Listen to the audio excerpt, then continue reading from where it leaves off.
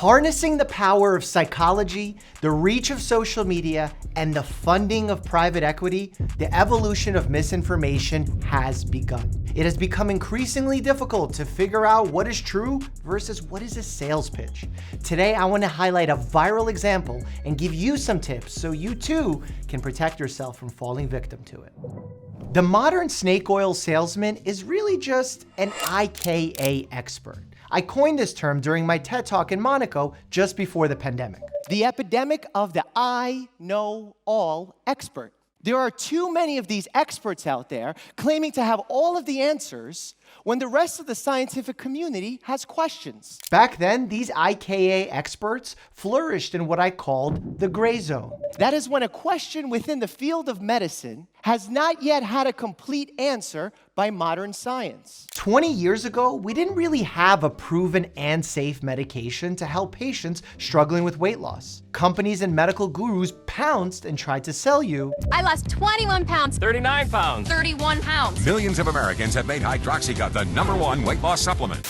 Did you know that tea can also help you lose weight? Today I've got teas that will bust your fat for good. Well, now we have Ozempic. Suddenly, the fat burner supplement market is beginning to struggle. At the start of the pandemic, we had no answers for COVID. How could we? It was a new illness. But the gurus continued with the same game. We've just learned that Dr. Oz was sending emails urging the Trump administration to begin promoting the use of an anti-malaria drug, hydroxychloroquine. The patented nanosilver we have, the Pentagon has come out and documented, and Homeland Security, and said this stuff kills the whole SARS corona family at point blank range. Well, of course it does. It kills every virus. Now we have Paxlovid, a medication given to mitigate the effects of COVID.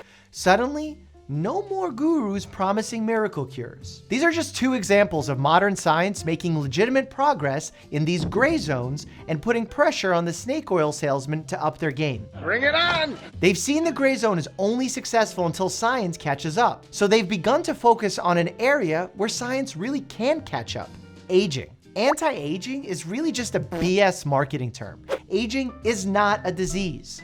There's aging poorly and aging well.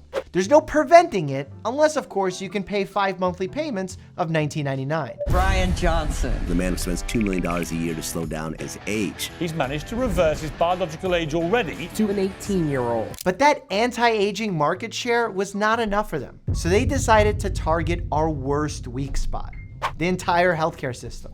Dr. Butterfingers killed Michael Jackson. After that, I was like, going to the doctor. It's official. Private health care companies are scamming us. There is a lot of corruption in medicine. They're always getting shit wrong. The system is truly crumbling and has too many problems to name. Many folks are paying for but not getting good care. They feel gaslit by their doctors and duped by their insurance companies. I don't blame them. The worst part? Those who've been hurt the most by the system become prey for the Ika experts. How? Well, they prime your emotions by pointing out real problems. And then they begin to sell you pricey BS solutions. They promise a better way, a shortcut, a more personalized approach, claiming to have better knowledge than scientists and doctors who have dedicated their lives to the art of healing people. Like they're all in on a secret that all medical institutions are not privy to. I know something you don't know. Or are flat out hiding from you. And it works, especially on social media. The videos often go viral. You send them to me asking for reactions. It also doesn't hurt when they have a celebrity co-signing their messaging. In recent times, one good example is when owner and president Dana White had his reaction dealing with some serious health issues. This is Gary Brecka. In 5 months, this guy completely changed my life. This is for all the naysayers that are saying it's not true and it's all bullshit. Everybody was saying, well, share your blood work with us. We just did my blood work yesterday, and here you go. He told me things about me that I didn't even tell anybody. So he knew just from looking at my blood. I was on the verge of a stroke or a heart attack or something bad. In 5 months, he got those down to what? 143, from 764 to 143. I don't think people were skeptical of whether or not Dana White's health improved.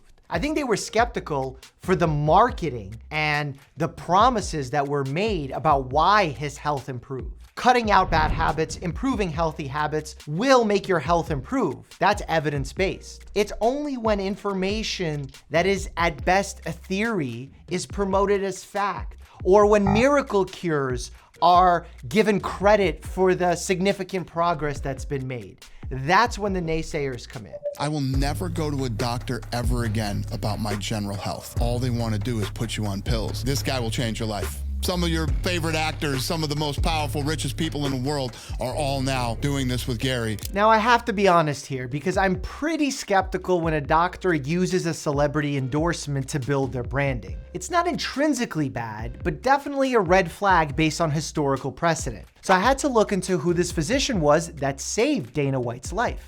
Well, it turns out he's not a doctor, but a professional human biologist. To be honest, I'm not sure what that means. He does have a bachelor's degree in science from Frostburg State University. I don't think he's actually even able to call Dana White his patient, given that he's not a doctor. But that doesn't stop his clips with medical advice from going viral on TikTok. Let's take a look.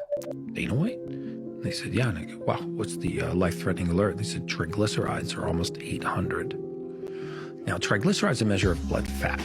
Okay, it shouldn't be above 149. That so far is very accurate. 800 is a high number. It falls into the moderate to severe high category. At 200 or 300, this is a cataclysmic level in the blood, especially in a fasted state. We only typically check for triglycerides in a fasted state, and 200, 300 is not ideal, but to say it's cataclysmic is being very dramatic. There are incredibly high levels where you start getting into the thousands of triglycerides. That puts you at a risk for developing pancreatitis. But 200, 300 does not put you near that risk. They weren't 400, they weren't 500, they weren't 600, they weren't 700, they were like 768. That is a high number and usually runs in line with someone who has perhaps pre-diabetes or diabetes. They're consuming a lot of simple carbohydrates in excess, not just a small amount of them.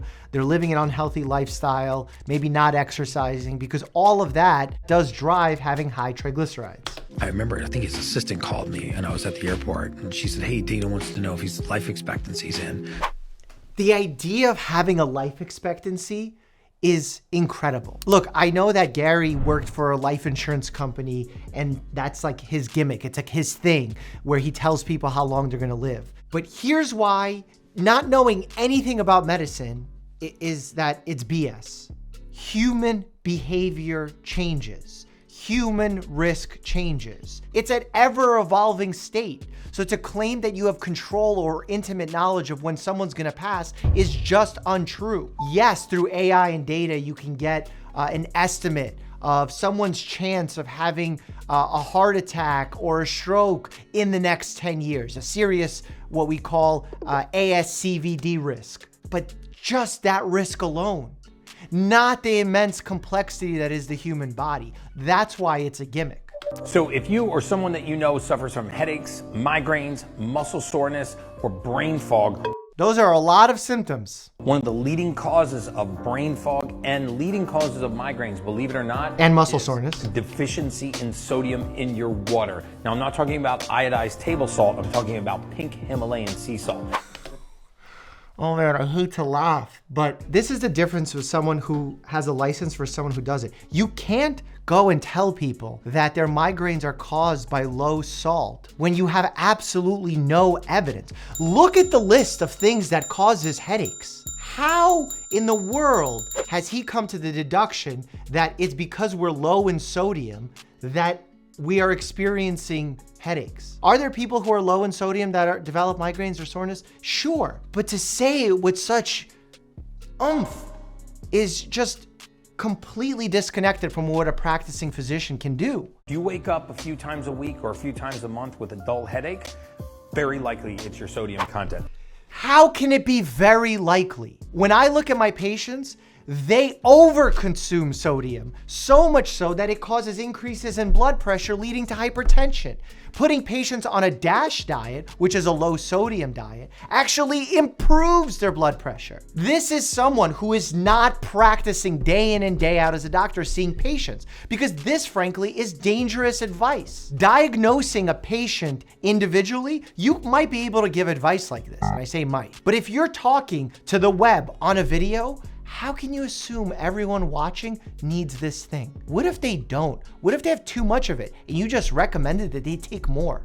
That's the consequences that are not being thought about because the liability threat isn't there. And the knowledge of being a doctor, I guess.